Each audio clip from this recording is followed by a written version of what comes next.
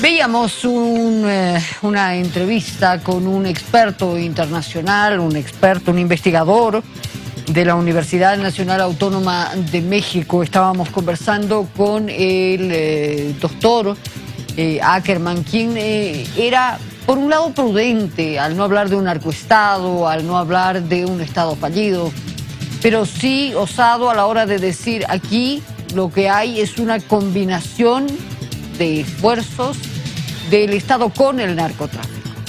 ¿Cómo se entiende esto?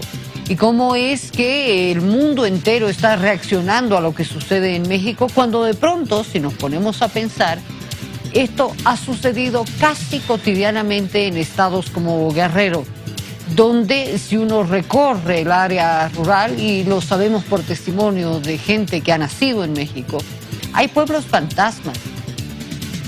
Han desaparecido comunidades enteras, han desaparecido familias enteras, y todo por acción, en muchos casos, del narcotráfico e inacción del Estado mexicano. ¿Qué ha sucedido en Guerrero? El gobierno mexicano está queriendo aislar el problema y decir que se trata de un Estado federal. Sin embargo, hay una responsabilidad del Estado central. ¿Qué es lo que sucede? Pero voy más allá. Quiero en este momento poder dar la bienvenida a Rebeca Peralta, quien es analista política. Muchas gracias por estar con nosotros. Buenas noches. Buenas noches. Está con nosotros Milk Durán, quien es miembro del Comité de Solidaridad con México. Y está Natalia Antezana, también miembro de este Comité de Solidaridad con México. ¿Qué tal? ¿Cómo están? Muy buenas noches. Bienvenidos también. Gracias por acompañarnos. Ellos han estado protagonizando una serie de movilizaciones, que se han registrado en ciudades como La Paz. Hemos tenido reporte de otras movilizaciones en el Alto, también en Cochabamba y en Santa Cruz. Y la pregunta de rigor es, ¿por qué se ha movilizado? ¿Por qué se ha creado este comité? Bueno, este comité se crea ante la necesidad de dar información verídica de lo que está sucediendo en México. Casi, muy de la mano de los testimonios de las familias de los 43 estudiantes desaparecidos por la Policía Municipal de Iguala el pasado 26 de septiembre y para llevar a cabo acciones coordinadas también con el movimiento en México. Ahora, esta es una movilización mundial. Sí, así es. O sea, no se trata solamente de México, quien se moviliza, no solamente aquí en Bolivia, donde estamos llevando acciones como comité, se trata de varias ciudades de Latinoamérica, en Europa, Argentina, Chile, Brasil, Perú, Centroamérica también es parte de Panamá, Costa Rica. Y a nivel Europa también se han manifestado ya muchos sectores sociales de mexicanos que residen en el extranjero e incluso de gente que se solidariza desde ese mismo país. ¿Ustedes son mexicanos o bolivianos? En mi caso yo soy mexicano. ¿Tú eres mexicano? México-boliviana. México-boliviana. Hay gente también boliviana, simplemente boliviana, ¿verdad? Sí, en el comité sí, efectivamente hay gente que se ha solidarizado. ¿Cuánta gente integra el comité? Bueno, es invariable porque estamos coordinando acciones precisamente como lo decías, en Cochabamba, en Santa Cruz. Nos hemos solidarizado y la gente que está coordinada, pues alrededor de unos 15, más todos los que han sumado organizaciones, escuelas normales de Bolivia. Hemos visto que el viernes, por ejemplo, había gran cantidad de gente en el frontis de la Universidad Mayor de San Andrés. Así es. Sí, es parte precisamente de las acciones que este equipo, este comité que estamos trabajando, ha logrado sumar a estos sectores que son gente boliviana, son organizaciones, son escuelas bolivianas, en este caso las normales o la misma UNSA, sectores del Alto, que se han solidarizado con nosotros precisamente para hacer eco a esta protesta en México. ¿Por qué se movilizan? Bueno, yo creo que la primera causa de la movilización es la indignación. La indignación que la compartimos todos. Que la compartimos todos, que es internacional, ¿no? Que es una indignación propia de los seres humanos. No podemos permitir que se asesine así, que se desaparezca así a jóvenes de ningún lugar del mundo. Yo creo que la primera razón es esa, la indignación. Y la otra es la búsqueda de justicia. Yo creo que lo primero que hay que dejar claro es que en este momento los 43 estudiantes siguen como desaparecidos y que mientras sigan como desaparecidos van a continuar las movilizaciones. Y esto lo digo porque pareciera ser que con las declaraciones que dio el procurador Murillo Caram, el caso está cerrado. encontraron los restos. Unos restos. Encontraron unos restos y ya no hay nada más que buscar. Enrique Peña Nieto ya está de viaje en China. ¿Una vez más? Se ha ido, se ha comprado una casa de $8 millones este fin de semana, su esposa, y ya no hay nada más que discutir. Pero hay que dejarle claro a la población boliviana que no ha habido pruebas. No ha habido pruebas de ADN todavía en los cuerpos y no se ha demostrado que esos cuerpos, bueno, que esas cenizas corresponden a los 43 estudiantes. Pero pregunta, ¿por qué son más valiosos estos cuerpos de estos 43 estudiantes cuando en la búsqueda, y vuelvo a plantear la interrogante, de estos 43 estudiantes se han hecho hallazgos de fosas de 15, de 22 personas, de 8, de 3? ¿Acaso esas vidas no tienen igual valor? No, sin duda tienen el mismo valor, ¿no? El hecho acá es que están los videos, están los testimonios de que fue la policía quien atacó a estos jóvenes, mató a 6 personas en el momento, a uno de los jóvenes lo desolló, le sacó los ojos, ¿no? Y desapareció a 43 jóvenes, ¿no? O sea, y en los otros casos ha pasado cosas similares, o sea, hay asesinatos a quemarropa, hay degollamientos, hay la famosa corbata colombiana, hay una serie de prácticas que uno dice, o sea, qué horror. Sin duda. ¿Qué es? Yo comparto contigo esa opinión, yo creo que no tiene más valor una vida que la otra, y de hecho Ayotzinapa no es un caso aislado. No, pues. En México esto sucede todo el tiempo, de hecho la desaparición forzada parece ya que es un acto recurrente de este gobierno. ¿Es el gobierno, es el narcotráfico corrompiendo? Porque yo tengo la teoría de que está la penetración del narcotráfico en México, que el Estado, o sea, no ha tenido posibilidad de respuesta, porque el narcotráfico corrompe, porque el narcotráfico mata, porque el narcotráfico deshace. Ya no la hay fronteras, ¿no? Ya no hay fronteras visibles entre el narcotráfico y el Estado. El Estado está penetrado por el narcotráfico. Por eso, cuando dices que fue el narcotráfico ante la inacción del Estado, yo discrepo.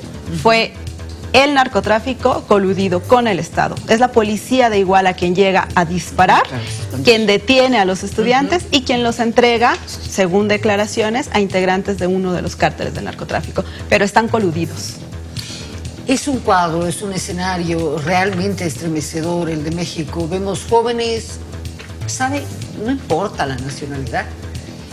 Importa el sentimiento, importa la solidaridad que se puede generar con un hermano país que en muchos momentos ha dado abrigo, ha dado de comer a ciudadanos bolivianos que han escapado de dictaduras, que han buscado nuevos horizontes, que han buscado capacitación, que han buscado alternativas de vida. México es hermano, Bolivia es hermana de México. En este sentido, ¿cuáles son los siguientes pasos a tomar en esta búsqueda de justicia? Primero hay que dejar claro que las declaraciones del procurador no detienen la movilización en México. Es decir, no hay solución, no hay justicia. No se han entregado los 43 y no se ha hecho justicia por todos esos cuerpos que tú comentas, que son más de 26.000 desaparecidos en los últimos 5 o 6 años y más de 140.000 asesinados en el mismo periodo. Entonces, en México se ha reconocido precisamente esta cuestión. O sea, la gente sale a protestar a las calles, o sea, no son solamente 100.000, no son solo 150.000. O sea, no solamente es la capital del país. Es todo el país. Es todo el país. Precisamente por esta cuestión. O sea, los 43 normalistas desaparecidos a manos del Estado son la punta de toda esta violencia del Estado coludido con este narcotráfico. Es una condición social insoportable ya en México. La población ya no puede vivir dentro de esa dinámica y por eso hoy una de las demandas centrales ante estas declaraciones de los altos niveles del Estado mexicano, como el Procurador de Justicia, de tratar de cerrar el caso simplemente diciendo se convirtieron en ceniza y pues bueno, ya fue. Entonces la demanda ya empieza a ser precisamente que el mismo presidente tiene que renunciar, porque no es capaz de garantizar un Estado democrático, de garantizar justicia. ¿Es real que Peña Nieto renuncie en un México que de pronto vuelve a tener de protagonista al PRI? ¿Es posible? Me parece algo tan difícil. Pero claro, con los movimientos sociales uno no sabe. Claro. Me imagino que Castells, el español Castells, estaría loco analizando lo que está pasando ahora, ¿no? El mundo se moviliza a través del Internet en defensa de México. Sí, claro. Creemos que es posible. Por eso estamos también desde Bolivia tratando precisamente de decir, volteemos los ojos a México. Volteemos los ojos precisamente para no quitar los reflectores. La represión del Estado no cesa. Hoy en día, a pesar de haber desaparecido y de que se le está acusando al Estado mexicano, la represión hacia los estudiantes no cesa, hacia las organizaciones no cesa. Ser estudiante hoy en México es, y nos queda claro a nosotros como estudiantes allá, que es ser un delito. Es casi un motivo para ser encarcelado, para ser secuestrado, para ser desaparecido.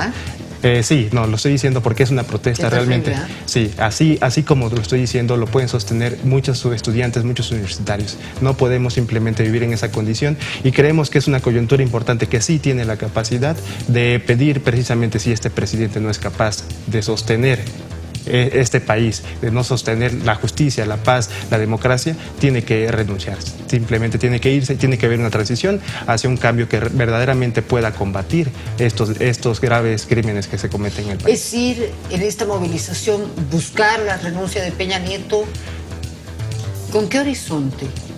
¿Con qué horizonte? Pues básicamente, y lo comparto... México es grande y algo que es importante que le comentemos a nuestra audiencia es que estamos hablando de millones de personas, estamos hablando como en Chiapas de cuadros de pobreza realmente álgidos, estamos hablando de desvinculación en muchos casos territorial de México, donde hay una capital que concentra a millones, donde tienes áreas que están absolutamente desconectadas, digamos, del poder central.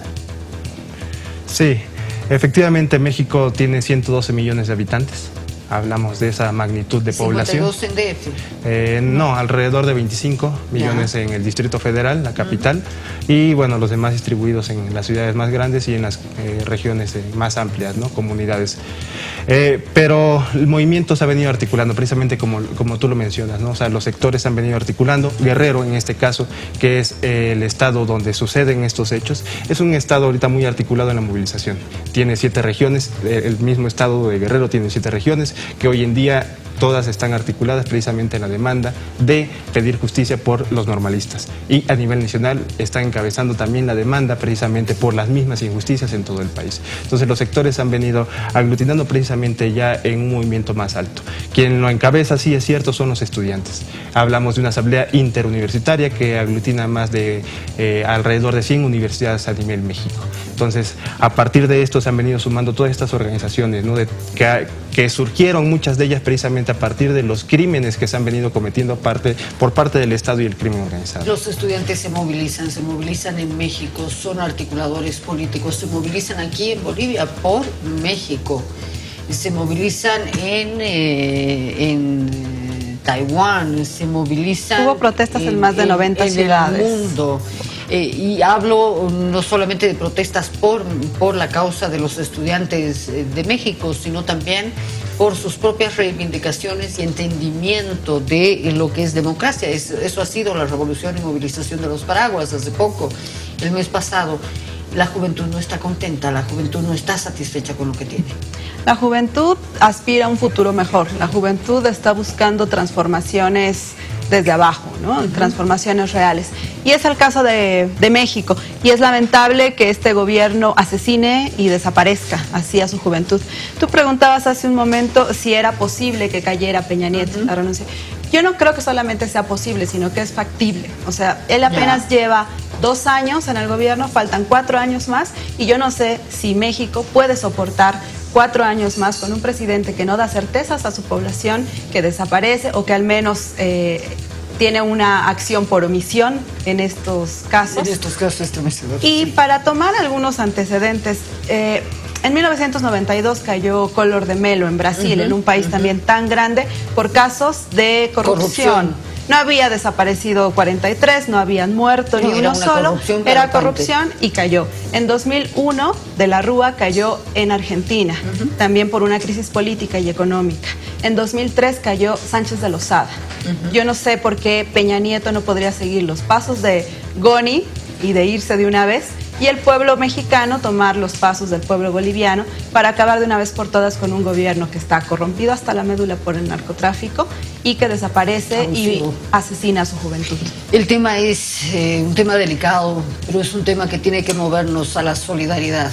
respaldo con estos jóvenes que asumen causas, que asumen banderas y, por supuesto, un seguimiento pidiendo lo mejor para México, pidiendo justicia, pidiendo libertad, pidiendo respeto a la vida humana. Muchas gracias por acompañarnos. Gracias. Gracias a ti.